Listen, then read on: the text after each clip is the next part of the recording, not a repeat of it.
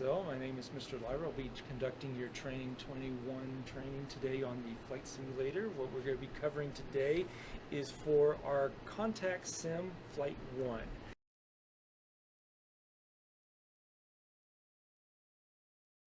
So we have 3 tasks that we'll be covering. Task 1000 is conduct a crew mission briefing, followed by task 1022, perform the exterior inspection procedures.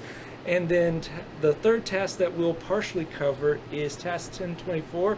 Now for our academic portion, we have it listed as a point 1 up to point 4 because it breaks it down in sections.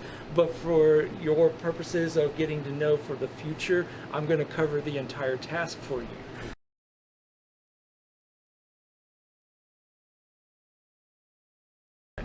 And we have a few items today that we'll be covering. Now, a lot of the academics that you have been going through the past few days that led up to this point, they'll make more sense today as we start applying them into the flight simulator training and get you into some more of the academic material that will cover these tasks. However, before I go too far and tell you what the purpose of today more in depth, what I want to cover, as you can see, we do have a step up.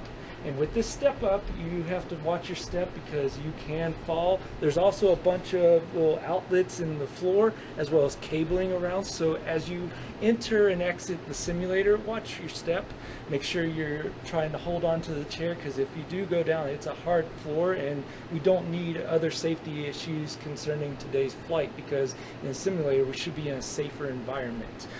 So with all due, we'll go into how we're going to be conducting today.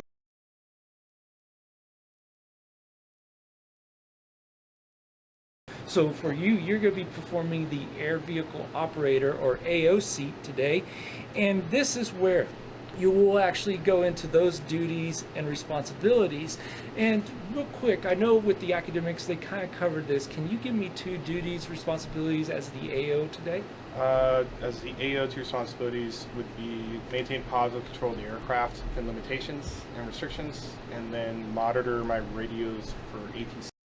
So with our aircraft, we would actually go in through the aircraft, it's called the aircraft notebook, or you'll hear it as referred to ACN. Okay. And with this, you select the appropriate aircraft and it'll open up more data on this. So when you first open it up, it'll come to this page and it'll give you a status code. Now, do you recall the different status codes you may see in this? I do. Go ahead and can you name all 4? We have a dash, a diagonal, a red X, and a circle red X.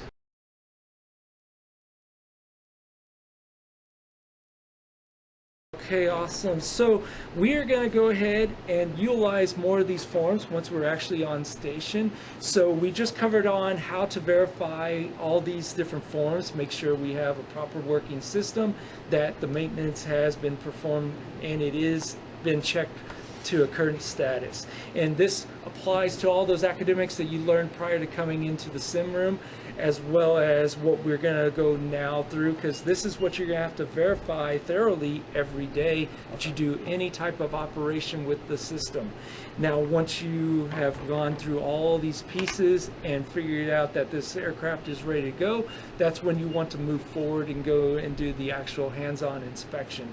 So when you come back from our little break, we'll go over a couple more things to cover when you're actually doing the walk-around inspections.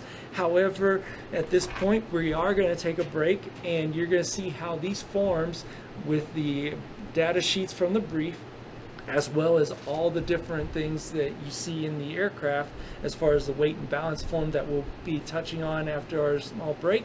You'll see all these as you sit up here and start applying all the knowledge that you gained from this brief into actually the checklist usage as well as getting the system operational. Do you have any questions at this time? No, sir.